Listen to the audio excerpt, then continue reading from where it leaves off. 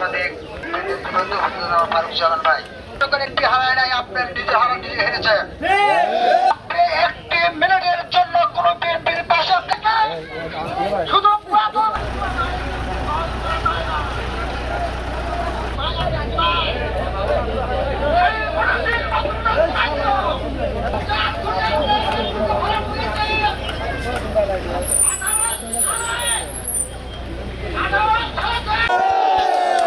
সংগ্রামী ভাইরা, এ পর্যায়ে আজকের এই বিক্ষোভ মিছিলের সম্মানিত সভাপতি, মাছপাড়া ইউনিয়নের সাবেক সফল সভাপতি রুহুল আমিন সর্দারকে তার সমাপনী বক্তব্য দেওয়ার জন্য আন্তরিকভাবে অনুরোধ জানাচ্ছি।